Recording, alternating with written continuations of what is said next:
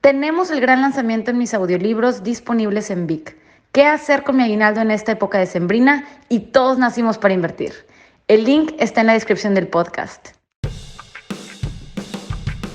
Hola, hola. Esto es Invierte, Divierte. Soy Daniela Vela. Las personas que me conocen saben que soy muy apasionada y me encanta aprender cosas nuevas. Me considero proactiva y muy analítica. Y en este podcast les voy a compartir temas de finanzas e inversiones. El primer paso, sea lo que hagas, es disfrutarlo. Lo que quiero es decirle a tu cerebro que invertir es divertido. No importa tu edad, género, experiencia. Todos nacimos para invertir. En estos capítulos estaremos dialogando juntos sobre las claves, pasos, casos interesantes y entrevistas a invitados especiales que nos acompañarán en el camino hacia la libertad financiera. Y recuerda, invierte, divierte.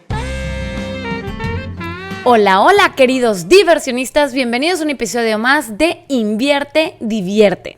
Primero que nada, quiero ofrecerles una disculpa de verdad y muy sincera porque me tardé en liberar este episodio. Y bueno, pues es que la verdad sí les quería tener un episodio muy padre y he estado demasiado ocupada. Pero bueno, ya estamos aquí. Espero que te guste el tema que tengo hoy para ustedes. Y pues bueno, no va a ser diferente. El día de hoy vamos a empezar, como siempre, con una frase. Y esta frase, pues es de un proverbio chino, dado el tema que vamos a discutir el día de hoy, pues si invertir o no invertir en China. Analizamos pues este país a profundidad y bueno, pues definitivamente quiero que ustedes también me den sus comentarios. Y bueno, la frase es: un viaje de 1000 millas comienza con un solo paso. ¿Y por qué me gustó esta frase? Porque conecta con la filosofía de invierte, divierte.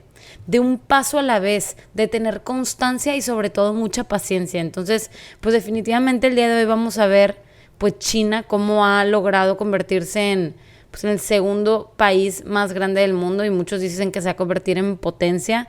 Y bueno, tú también dime si tú también lo crees.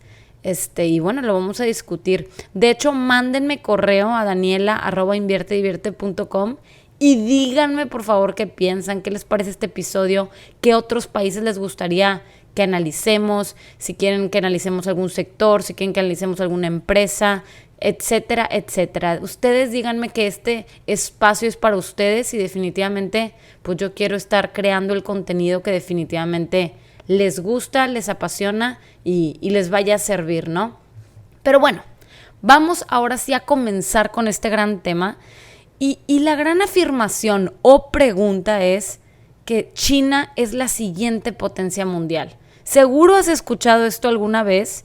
Y realmente es que se sustenta con que China va en crecimiento y Estados Unidos pues que va de bajada. Y bueno, realmente me gustaría pues confirmar que esto es más complicado que eso.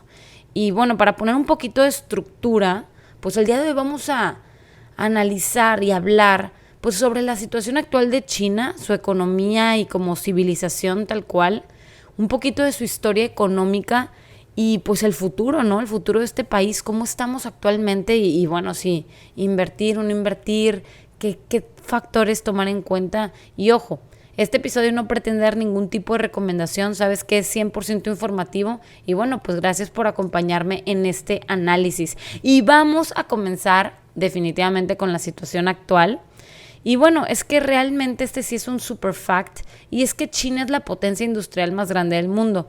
Es el segundo mercado comercial más grande y de más rápido crecimiento del mundo. De hecho, su sector tecnológico como 5G, la fabricación de biotecnología, vida digital, etcétera, pues está expandiendo de una forma increíble. Y bueno, también pues ni se diga todo el tema de la influencia política en todos los demás continentes, pues que ha tenido bastantes inversiones súper ambiciosas. De hecho, hace 40 años China tenía una economía pues más pequeña y estaba debajo de Canadá, de la Unión Europea, específicamente de países como Reino Unido, Francia, Italia, y bueno, los rebasó. Prácticamente el día de hoy está en segundo lugar después de Estados Unidos y dado el crecimiento que tiene, pues definitivamente muchos le apuntan y le apuestan a que se va a convertir en la potencia, ¿no? En la potencia mundial. Y un poquito más de afirmaciones sobre este gran país es que, bueno, definitivamente el día de hoy China es el país más poblado del mundo y es uno de los mayores productores y consumidores de productos agrícolas. De hecho, se estima que este sector agrícola en China pues empleó aproximadamente un 24% de su población activa en el 2021, de acuerdo al Banco Mundial, y representó pues un 7, casi 8% de su PIB. Bueno, pero vamos a poner un poquito en perspectiva. Todo este gran impacto realmente solo representa el 15% del suelo chino. O sea, estamos hablando que realmente tiene pues gran cantidad de tierra, y para las personas que no entienden un poquito este concepto del PIB, y de hecho voy a estar diciendo varias cosas así como términos económicos, voy a tratar de explicarlos pues la mayoría, y no los quiero aburrir tampoco, pero pues es parte del aprendizaje y de saber lo que está pasando con China, ¿no? Y bueno, el Producto Interno Bruto, pues es una magnitud que usan pues los economistas, de hecho a nivel macroeconómico, expresa el valor monetario de producción de los bienes y servicios de un país, ¿no? O de una región, etcétera, en cierto periodo determinado de tiempo, ¿no? Entonces, en otras palabras, los economistas usan este PIB y dicen, oye, esta economía, este país, ¿está creciendo o está experimentando una recesión? Y bueno, pues definitivamente sabemos que China va en crecimiento, ¿no? Y algunas variables que se utilizan como básicas, que utilizan los economistas pues para evaluar o analizar algún país emergente, que de hecho China es un país emergente porque tiene un PIB bajo per cápita, es decir, por persona. Y bueno, pues prácticamente pues les voy a decir algunas variables que se toman en cuenta, que si a ustedes les interesa analizar otro país, pues las pueden también ustedes tomar en cuenta, ¿no? Y bueno, el PIB es el número 1, que en inglés se conoce como Gross Domestic Product, y prácticamente tuvo 14.72 billones de dólares en el 2020 versus 20.92 comparado con Estados Unidos. Pero hablando a per cápita, o sea, por persona, de acuerdo a su población, pues esto representa que 10.500 dólares per cápita en el 2020, mientras que en Estados Unidos 63.500 dólares per cápita. O sea, una persona en Estados Unidos pues obviamente tiene muchísimo más que en China comparado con temas de su población, ¿no? Y un poquito en contexto voy a estar metiendo también de repente otros países, pues porque estamos en México. Bueno, yo estoy en México, muchos de ustedes no, pero bueno, en México es 8.300 dólares per cápita, es arriba pasaditos de $1 billón en temas de PIB. Entonces, si lo quisiéramos ver como un ranking, pues definitivamente Estados Unidos está en el número 1, aunque se dice que pues realmente ha estado en decremento, de hecho precisamente este último año, pero a nivel promedio desde los años casi 50 o un poquito antes hasta este año, pues ha tenido un promedio en decrecimiento en temas de su PIB de un 3%, entonces ha estado creciendo. Y en segundo lugar, pues China en comparación ha tenido un crecimiento de un 8% en el 2021, y esto es de acuerdo a la Oficina Nacional de Estadísticas, que es pues prácticamente un crecimiento increíble. Y en tercer lugar ya le sigue la Unión Europea, en cuarto Japón, y para poner obviamente a mis mexicanos en contexto, pues México está en el número 15, ¿no? En este 2021. La siguiente variable que también se evalúa mucho es el tema de inflación, y la inflación pues sabemos que es el incremento sostenido de los precios. ¿Y qué significa esto? Que si yo hoy voy a una tienda y me compraba un refresco, pues ahora voy a esa misma tienda y voy a tener que gastar más, o sea, me va, digamos, pues sí, subió el precio, ¿no? Entonces prácticamente requiero más dinero para ese mismo refresco. Entonces en China la inflación es del 1.5%, en Estados Unidos el 8.5%, que es pues la más alta en este siglo, y en México ahorita ya estamos como en 5.3, 4 por ahí por ciento, ¿no? Entonces realmente este tema de inflación pues sí es un tema que se evalúa mucho a nivel económico. También la tasa de desempleo, que pues definitivamente esto es pues digamos la fuerza total de trabajo de las personas que están buscando activamente empleo y que están dispuestas a trabajar. Entonces, si tenemos una tasa alta de desempleo, pues significa que hay una debilidad, ¿no? Y si es un bajo porcentaje, pues esto significa pues algo positivo, ¿no? Entonces en China tenemos una tasa de desempleo del 4.24%, en Estados Unidos del 3% y en México el 4.71%.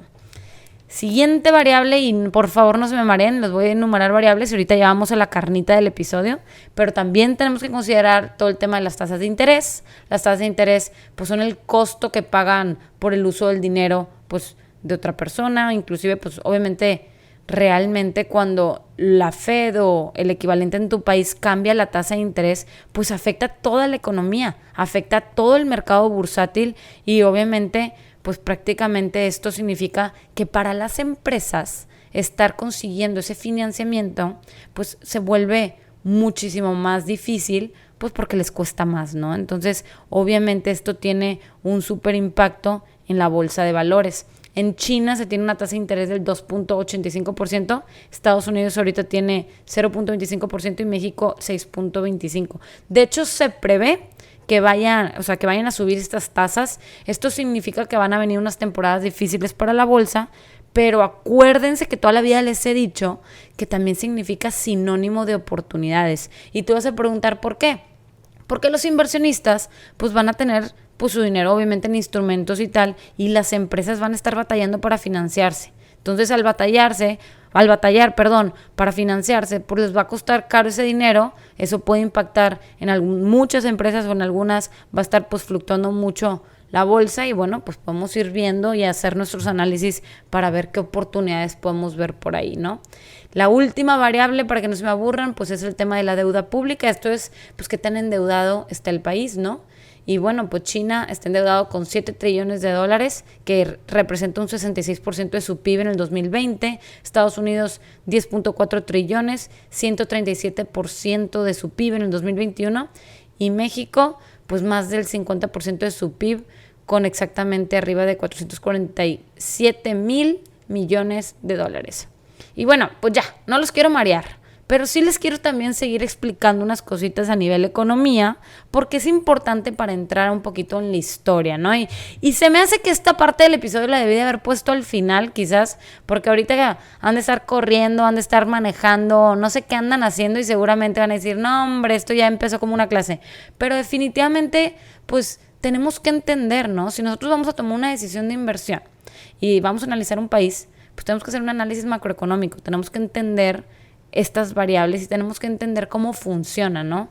Y lo más básico que tenemos que entender es la balanza de pagos. No sé si has escuchado este término, pero prácticamente es un documento en donde se registran todas las operaciones comerciales, de servicios, de movimientos, todo de un país. Entonces, prácticamente se evalúa, pues, las transacciones comerciales, o sea, su cuenta corriente, su cuenta de capital, la financiera, el capital tal cual, y se evalúa pues a niveles, digamos, sencillos, cuánto entra y cuánto sale de un país y bueno, pues vamos a ir viendo pues si eso le está ayudando al país o lo está perjudicando, ¿no? Y una de las cosas más importantes es que pues en términos de transacciones comerciales que pues involucran todo el tema de exportaciones, importaciones y las remesas, pues cuando hay un superávit, quiere decir que hay muchas exportaciones y un déficit significa que hay muchas importaciones. Y bueno, pues obviamente lo bueno aquí es que hayan exportaciones. De hecho, les voy a platicar un poquito sobre China en este caso. De hecho, hay un efecto en la moneda extranjera porque pues China es de los mayores exportadores del mundo, ¿no? Entonces, pues está haciendo pues una guerra comercial con Estados Unidos, pero también pues aliados, ¿no? De hecho, Estados Unidos importa más bien, China le exporta muchos productos y pues Estados Unidos los recibe. Y lo que pasa es que realmente pues China tiene un superávit porque tiene muchas exportaciones y Estados Unidos respecto a China pues tenía un déficit, ¿no? Entonces tenía muchas importaciones de China. Entonces algo que pasó, y aquí que les encantan los chismecitos, pues al tener esto, Trump, pues el presidente anterior, se quejó y dijo, oye, China, ¿qué te pasa? O sea, realmente tú tienes tu moneda subvaluada, o sea, tú la tienes prácticamente, tu moneda vale más y tú estás diciendo que vale menos. O sea, prácticamente le quería dar menos dólares a cambio de esas transacciones comerciales porque pues las importaciones que recibía Estados Unidos y las exportaciones que hacía China pues representaban para Estados Unidos como una pérdida de dólares en su país. Entonces, en pocas palabras, imagínate que $5 equivalen a 100 pesos, ¿no? Entonces, dice Estados Unidos, oye, China, no, equivalen a 80. Entonces, debes de darme por esa transacción más dólares, ¿no? No sé si me explique, pero bueno, ahora estamos hablando a miles y millones de dólares de lo que estamos hablando. Entonces, obviamente, ya nos estamos dando cuenta de por qué Trump se quejó. Y ahorita vamos a discutir un poquito este tema de la moneda china, que cómo le hacen y precisamente cómo esta es realmente una gran estrategia, una de las características importantes para el desarrollo de esta economía, ¿no? Y bueno, pues también dentro de esta balanza de pagos, pues están incluidos todo el tema de inversión, ¿no? Y deuda nacional y tal. Entonces, pues la deuda nacional es prácticamente la medida en cuanto el gobierno debe. Entonces, pues realmente usualmente el gobierno debe más y recibe a través de los impuestos y otros ingresos, etcétera, pero generalmente gasta más. Entonces, pues la deuda sigue aumentando, ¿no? Entonces, eso es algo que les preocupa, pues, a muchos inversionistas o toman en cuenta, oye, qué tanta deuda tiene, etcétera, pues porque eso puede afectar la estabilidad económica del país, ¿no? Entonces, no quiero entrar tanto en detalle, pero pues es realmente un concepto interesante, así como una persona que se endeuda mucho, pues a nivel país también, pues eso puede representar algo. Pero bueno, en fin, a lo que voy con esto relativo a China en términos económicos, etcétera, es que existen 3 sistemas económicos: el mercado, el mixto y el central planificado. Entonces, nosotros tenemos que entender esto porque de acuerdo a cómo se manejan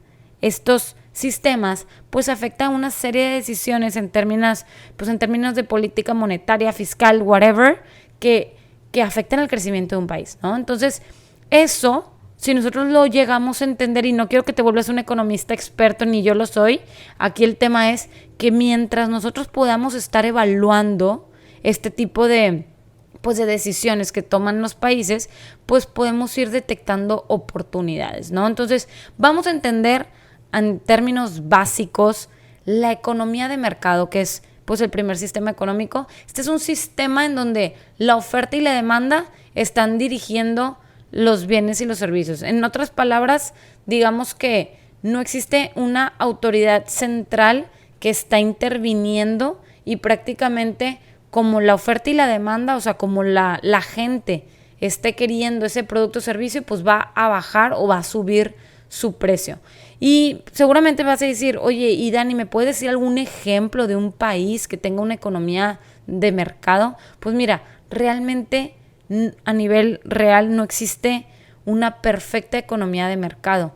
De hecho, tienden o son, la mayoría, si no es que todas, pues son mixtas dentro de estos dos polos, la economía de mercado y el central planificado, que prácticamente se dice economía de planificación centralizada, ¿no? Entonces, prácticamente es una mezcla entre estos dos polos. Entonces, voy a ir discutiendo un poquito, entonces, ¿qué es la mixta? La mixta es un sistema que te combina estos aspectos de capitalismo, socialismo. Entonces, mientras está protegiendo toda esta como propiedad privada, también está permitiendo una libertad económica para que se use el capital, para que fluctúen, pues obviamente en términos de oferta y demanda, pues estos precios, ¿no? Entonces, en pocas palabras, el gobierno y también agentes privados están pues tomando decisiones de qué producir, cuándo se producen y prácticamente se hacen intervenciones, ¿no? Entonces, China es un ejemplo de una economía mixta, sin embargo, está más cercana a una economía de planificación centralizada. ¿Y qué es esto? Este es el tercer tipo del sistema económico. Esta economía de planificación centralizada también se conoce como una economía, digamos, como dirigida, en donde está una autoridad central, que en este caso es pues el gobierno, en donde está tomando este tipo de decisiones. ¿Y qué tipo de decisiones toma? Oye, pues, ¿qué vas a fabricar? ¿Cuánto vas a fabricar? Y empieza a controlar el output o lo que sale de este país o también los precios. No puedes controlar las dos cosas, pero lo controlan o uno o la otra y hacen intervenciones. Entonces, prácticamente China, pues en China no hay un banco central. Los bancos son empresas del Estado. Entonces significa que el gobierno las tiene a su control. O sea, entonces esto afecta pues obviamente cómo se rige su economía. Y vas a decir, oye, no entiendo, o sea, exactamente cómo funciona o por qué es tan relevante esto en términos de China, ¿no? Bueno, entonces, existen pues definitivamente varias como estrategias que China ha estado implementando pues para su crecimiento, ¿no? Y China, pues en primer lugar, tiene una estrategia fija de su moneda. O sea, en los mercados libres, o sea, en las economías de mercado, pues acuérdate que todo se determina por la oferta y la demanda, inclusive el tipo de cambio, es decir, la moneda. Entonces, así como tú dices, oye, no sé, de pesos a dólares y va variando, pues obviamente la fluctuación de las divisas, pues China la tiene fija, la tiene como congelada. Esto a cambio de no sé cuántos dólares. Y eso es precisamente lo que les mencionaba sobre Trump y su relación entre Estados Unidos y China, de cómo pues estaba quejando de que, oye, no es justo, ¿verdad? Y aquí la gran pregunta es, oye, entonces, ¿por qué todo el mundo está haciendo negocios con China? O sea, ¿cómo alguien podría confiar en un país que tiene una estrategia fija de su moneda? Porque definitivamente China está exportando muchísimo y está manteniendo su moneda pues prácticamente subvaluada, o sea, por debajo del valor real. Entonces, pues prácticamente están saliendo más dólares de Estados Unidos o más pesos de México o más etc, etc, de acuerdo con el país con el que está haciendo acuerdos, ¿no? Y aquí es donde entra otra de sus estrategias, y es que tiene una estrategia de vinculación, es decir, en términos de reserva. Cuando tú tienes una planificación central, que es precisamente, pues China tiene una economía mixta que se está pues yendo hacia una planificación centralizada, lo que hacen es, oye, pues para que los países puedan confiar en ti, pues yo necesito algo a nivel pues país o personal que sustente de que, oye, yo confío en ti. O sea, tú me vas a pagar, tú eres una persona de bien, tú sí realmente tienes dinero, etcétera. Entonces, lo que ellos hacen es, pues, mediante sus reservas. Entonces, ¿qué significa esto? Que significa que ellos están, pues, emitiendo reservas en dólares estadounidenses. Entonces, cada vez que tienen, pues, más reservas, ellos son capaces de estar manteniendo esta moneda, pues, fija, ¿no? Entonces, en el caso de China, los bancos comerciales son controlados por el gobierno. ¿Qué significa esto? Ellos están controlando la entrada de las divisas. Entonces, ellos decidieron subvaluar su moneda, pero están aumentando sus reservas en dólares para que estén confiando en él. Entonces, prácticamente no hay un banco central porque tienen una estrategia, pues, así como fija en su moneda, pero definitivamente esto les está permitiendo, pues, tener una moneda subvaluada. Y tú vas a decir, ¿y cómo China se está beneficiando de eso? De hecho, ¿quién se beneficia de eso? Pues prácticamente el gobierno chino no tiene ningún beneficio. Los que se benefician son los ciudadanos. Ellos, o sea, China, el gobierno, están aumentando continuamente esto, pues para estar manteniendo su moneda débil, porque, pues en otras palabras, están teniendo lo mejor de los dos mundos. Estoy aumentando mis exportaciones, lo cual es bueno, porque su moneda frente a muchos está subvaluada, entonces ellos están recibiendo pues mucho dinero, y al tener estas reservas en dólares, pues los países siguen confiando en ellos, y de esta manera ellos siguen manteniendo también su mano de obra barata. Entonces, en resumen, algo que caracteriza, y ahora sí ya empezó la carnita porque agárrense, es que las características más importantes de China es pues la mano de obra barata, que ya lo mencionamos, que tiene una población enorme, o sea, tiene muchísima gente para producir, y bueno, pues la moneda también está barata, porque dado que tienen mano de obra barata, pues ellos prefieren tener una tasa de cambio fija, subvaluada, para seguirla manteniendo, ¿no? Entonces, muy bien. Ya entendimos un poquito lo que ha hecho China, o más bien pues su situación actual, sus características importantes, y la gran pregunta aquí es, pues oye Dani, me estás diciendo que ha crecido muchísimo, y la gran pregunta aquí es, pues ¿cómo llegó a esto? Entonces tenemos que ver qué hizo. Y bueno, el primer paso es que tenemos que entender que tenemos ciclos en la economía, ¿no? Entonces, los gobiernos podrían estar pues prácticamente un poco sesgados, porque ellos siempre obviamente van a querer crecer, ¿no? Ellos quieren estar aumentando su PIB. ¿Y cómo lo hacen? Pues estando aumentando esta demanda agregada mediante el gasto público o mediante pues bajando los impuestos o aumentando la inversión extranjera, etcétera, ¿no? Entonces, en otras palabras, si yo le doy dinero a la gente, ellos van a tener más dinero para gastar. Entonces, ellos van a consumir más y de hecho, pues se fomenta más la economía. O por otro lado, puedo bajar los impuestos, las empresas tienen más para contratar, dan más salarios, mejores salarios, contratan a la gente tiene más dinero, consumen, fomentan la economía. Lo ideal y lo que todos, digamos, los países esperan es hacerlo mediante la inversión, es decir, fomentando la inversión extranjera para que de esta manera, pues no solo se está aumentando el consumo de la gente, porque de esta forma aumentaría mucho la inflación y al aumentar la inflación, pues se suben todos los precios. Entonces, ellos lo que hacen es aumento la inversión para que también aumente la oferta. En resumen, te voy a poner un ejemplo porque tal vez estoy hablando muchos términos acá medio revueltos, pero imagínate que tú tienes una empresa que produce Coca-Cola, ¿ok? Entonces, tú fabricas 100 cocas al día y las vendes perfectamente. Si lo haces mediante gasto público, que yo le estoy dando pues dinero a la gente, pues imagínate que tú dices, oye, yo consumía una coca al día, pero como tengo más dinero, pues voy a consumir ahora 2. Entonces, tu empresa que produce coca, pues tienes más demanda. O sea, quiere decir que de estas 100 cocas que tú produces, tienes más gente que te la quiere comprar. Entonces tú vas a decir, oye, pues lógicamente al tener más gente y como yo solo puedo producir 100 cocas, pues sabes que voy a subir el precio y yo gano más dinero. ¡Qué padre! Entonces eso, que yo subí el precio de la coca, pues se traduce prácticamente en inflación. Pero imagínate así en todo subió de precio.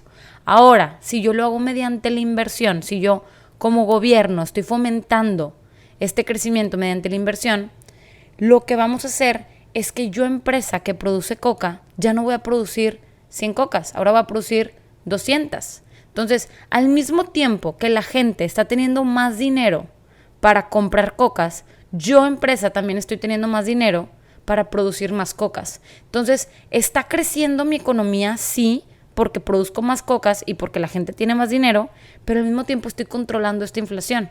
Y eso es precisamente lo que hacen muchos gobiernos. Y esto pues prácticamente se conoce como política fiscal en caso de que tú estuvieras así como súper interesado en el tema.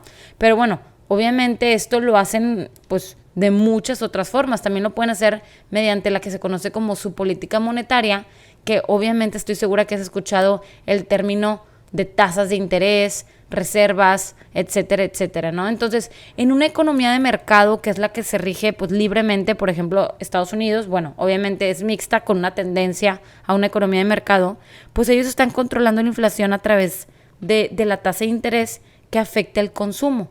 Entonces, significa que si yo subo o bajo la tasa de interés, pues esto va a afectar que yo como persona decida tener mi dinero en cash y gastar más, o tenerlo invertido o no tenerlo, etcétera.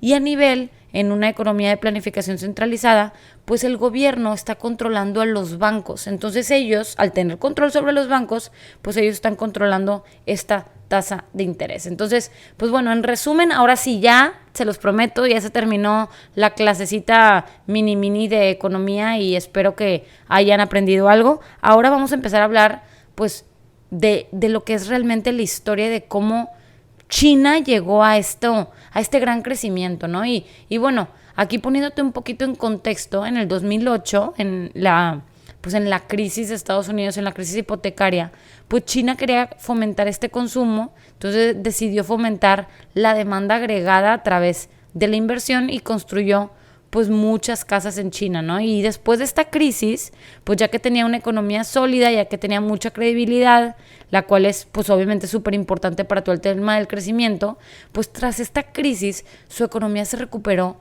y empezó a crecer. Sin embargo, aún están teniendo esta desigualdad social. ¿Por qué? Porque en este crecimiento que está teniendo China, pues no todas las personas de su país se están beneficiando. Es decir, que este consumo privado que ellos están como logrando, que es el pilar de este gran crecimiento económico, pues realmente solo está beneficiando a un 20% de la población china, que de hecho hay un estudio que dice en varias universidades del mundo que es un 20% de esta población china la que tiene un poder adquisitivo similar a la de la economía, de la comunidad europea, ¿no? Entonces, ¿qué significa esto?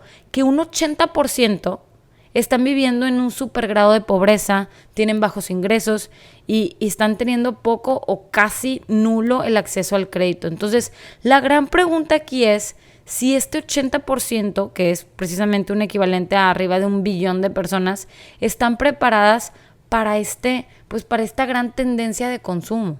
¿Por qué? Porque, oye, si yo estoy en un alto grado de pobreza, yo no estoy teniendo tan buenos ingresos y no tengo acceso a crédito, pues entonces, ¿cómo voy a estar consumiendo y estar teniendo este gran crecimiento que tú esperas, ¿no? Entonces, si nos metemos un poquito en la historia, más a profundidad aún, pues realmente es que China estuvo bajo el comunismo desde los 50 y desde los 50 como hasta los 80, estuvieron como 20, 30 años así.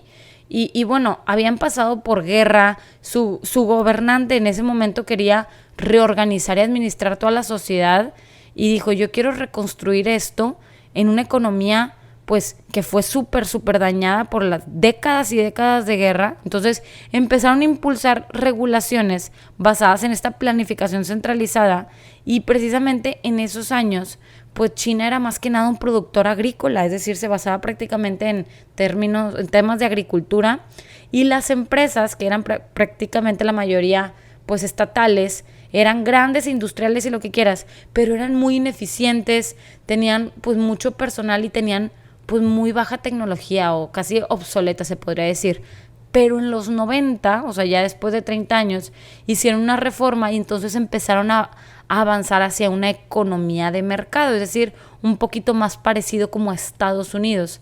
Y ahí es cuando empezó a acelerarse toda su privatización de industria, es decir, que ya el gobierno no era dueño de todas las empresas y empezaron a formar parte pues de los grupos comerciantes más grandes del mundo y de hecho, pues como te lo acabo de mencionar hace poquito, que hoy es uno de los mayores exportadores a nivel mundial en conjunto con Estados Unidos. De hecho, hoy China, a diferencia de las economías desarrolladas, por ejemplo, Estados Unidos, el gobierno sigue siendo aún pues un accionista importante en este tema del sector financiero. ¿Qué quiere decir? Que el 98% de este mercado continúa dominado por el gobierno. O sea, los bancos siguen siendo controlados por el gobierno. Y este sistema que ya te mencioné que tienen pues mucho control en temas de la moneda, etcétera, pues realmente es que necesitan un poquito más de liberalización para poder estar como, pues competir libremente como lo hacen todos los demás países. Sin embargo, China está vista hoy como la segunda economía más grande del mundo y muchos dicen que va a ser la potencia mundial. Y esa es la gran pregunta, porque realmente Estados Unidos es ahorita la potencia y sabemos que tiene pues una economía pues de mercado y China pues está teniendo una economía mixta, pero un poquito más enfocada en una de planificación centralizada, ¿no? Entonces ahí es cuando pasamos a la tercera parte del episodio y vamos a preguntarnos, pues, ¿cuál será el futuro de este país? ¿Valdrá la pena realmente invertir en China con todo esto que acabamos de entender sobre su historia, sobre cómo ha manejado pues su crecimiento y cómo se distingue mucho entre Estados Unidos? Y bueno, obviamente me gustaría comenzar por decirte que lo que diré es más que nada una opinión y para nada este episodio pretende ser ningún tipo de recomendaciones. Esto es prácticamente informar y realmente pues ya platicarte y que conozcas un poquito más de China. Y bueno, ¿qué está pasando? Pues China, el día de hoy tenemos que entender que está pasando por un periodo de transición y hace mucho sentido pues como inversionistas ser un poquito pues precavidos o cautelosos ante esta situación, pero pues ¿qué tipo de transiciones? De hecho está experimentando varias, entre ellas menos énfasis en la eficiencia de la economía. Los inversionistas ya se están acostumbrando, están haciendo aún más énfasis en la desigualdad de ingresos, es decir, beneficiar a su población, no solo a unos cuantos. Y esto pues obviamente es uno de los mayores como digamos requisitos para tener como un crecimiento económico pues integral, ¿no? No solamente unos cuantos son beneficiados, sino la mayoría de la población, ¿no? Y otra tercera transición es que está pasando, pues en realidad, en el tema tecnológico, de estar centrado en Estados Unidos, ahora se está yendo un poquito este proceso de fabricación pesado tecnológico más entre Alemania y Japón, ¿no? Entonces, todas esas transiciones, pues obviamente están afectando a China como economía, ¿no? Y desde luego que hay mucha incertidumbre y también ni se diga la incertidumbre política interna que tienen, pero bueno, podemos ver que este año los mercados emergentes pues están bajando, han bajado un 5% en lo que va del año y pues muchos inversionistas desinvirtieron, o sea, quitaron su dinero por miedo diciendo, oye, China definitivamente no es un país para invertir. Y definitivamente yo creo que tiene todo el potencial de ser un super país y todo lo que ha logrado en su economía en los últimos años, pero bueno, o sea, tenemos que estar conscientes de que este tema de las regulaciones pues están afectando mucho la confianza de los inversionistas, ¿no? Y bueno, obviamente esto no significa que pues no, que China no sea un país para invertir. De hecho, es una afirmación desde mi punto de vista que hay muchas empresas que tienen pues valoraciones súper atractivas. Sin embargo, no sabemos lo que va a pasar. Por ejemplo, sus acciones como Alibaba y Didi cayeron súper increíblemente y es precisamente por todo este tema pues político que les ha estado metiendo depresión y digamos que los inversionistas cautelosos y con miedo dijeron, ¿sabes qué? Bye y sacaron su dinero. Y bueno, esto no significa que no existan oportunidades actualmente en China. De hecho, cuando hay entornos volátiles, pues podemos lograr grandes cosas y a largo plazo, pues China está invirtiendo en mucha tecnología e innovación, ¿no? Entonces, tiene todo el potencial de seguir creciendo específicamente en el tema tecnológico, sobre todo en hardware más que en software. Y estamos hablando aquí todo el tema de las exportaciones. O sea, por ejemplo, está invirtiendo mucho en el desarrollo de las baterías, o sea, estas baterías que son para coches eléctricos. Entonces, si está invirtiendo en tecnología e innovación y está mejorando estas baterías, pues obviamente eventualmente, y sabemos que esto es una tendencia, pues va a estar exportándolas. Entonces, pues definitivamente es un gran potencial. Pero por otro lado, pues tenemos que estar conscientes que también involucra mucho riesgo. Ahorita China y Estados Unidos están en una guerra comercial y de hecho Estados Unidos pues tampoco creas que estuvo súper contento con todo el tema de las regulaciones porque no estuvo abierto a la inversión extranjera, sobre todo en estos sectores ya desarrollados, en este caso el tecnológico, que precisamente sabemos que China está ahorita abierto a inversión en otros sectores, pero pues lo que se ha visto es que realmente cuando ya está el sector muy desarrollado, etcétera, se empieza a poner cauteloso y empieza, pues no cauteloso, se empieza a poner picky con sus regulaciones y eso es lo que provoca mucha incertidumbre y miedo en los inversionistas, ¿no? Entonces, pues, ¿qué te puedo decir del futuro? Pues que en otras palabras, a nivel inversionista, pues no nos queda claro el panorama, o sea, vemos muchísimo potencial, pero al mismo tiempo, pues ese tema de las regulaciones, pues sí es algo que debemos de poner sobre la mesa y debemos de estar, pues, considerando. China es un tema súper complejo que está pues definitivamente sujeto a muchísimos cambios por el gobierno y ya entendemos que pues al tener esta economía mixta pues de planificación, con una tendencia de planificación centralizada, pues estas intervenciones pues afectan mucho pues todo el tema económico y eso pues afectaría a nuestro dinero en caso de estarle metiendo dinero a China, ¿no? Pero sin embargo también hemos visto un desarrollo increíble en estos últimos años y su enfoque, pues ahorita ha cambiado. Y cuando digo enfoque ha cambiado, pues lo que te mencionaba de estas transiciones, que he estado haciendo menos énfasis en la eficiencia económica y se ha estado enfocando más en todo este tema de la desigualdad de ingresos, etcétera, y más por, digamos, como el bienestar de su sociedad en general, pues completamente, ¿no? Y bueno, te pongo un ejemplo con todo este tema del COVID, pues han manejado la situación bastante bien, y a nivel así como enfoque están pues digamos involucrando más en la salud pública más que su crecimiento económico. Y en temas de dosis, por ejemplo, pues han puesto vacunas arriba de 3.34 billones. China es el primer lugar a nivel mundial en haber puesto vacunas, o sea, es el país que más vacunas ha puesto. India es el segundo con 1.89 billones y Estados Unidos se queda en tercero con 576 millones. Obviamente hay que medirlo en porcentaje porque no podemos comparar simplemente la cantidad si no tenemos en punto de vista o en punto de comparación a la población, pero en términos de porcentaje podemos decir que el 89% de las personas han sido vacunadas en China, mientras que en India un 62% y en Estados Unidos un 66%. Y obviamente no iba a dejar afuera a mi México lindo y querido, que son un 79 millones de vacunas, que equivale a un 62% de la población, y esto es de acuerdo pues al Banco Mundial. Entonces, pues prácticamente China se está poniendo al 100 en su atención a todo el tema de su salud pública, está enfocándose en el bienestar de la sociedad, pues obviamente con este tema de la pandemia que ya va para abajo, gracias a Dios, pero pues todo este tema de su crecimiento económico pues no le está dando tanto énfasis actualmente. Entonces, pues bueno, prácticamente no sabemos, en resumen, qué vaya a pasar con China. No sabemos lo que va a hacer.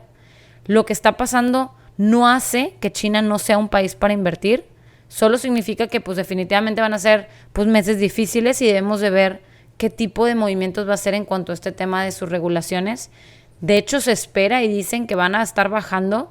Y bueno, a nivel país yo lo veo muy, muy atractivo. O sea, definitivamente aquí el ingrediente de regulaciones es lo que me gustaría ver, qué es lo que hace China, pero como potencia, pues yo definitivamente, pues no lo puedo asegurar, pero tampoco lo puedo negar. Entonces, prácticamente todo depende de esta intervención del gobierno y cómo vaya, pero a nivel, digamos, historia, lo ha hecho bastante bien y pues le sigue apuntando a todo este tema de innovación y tecnología.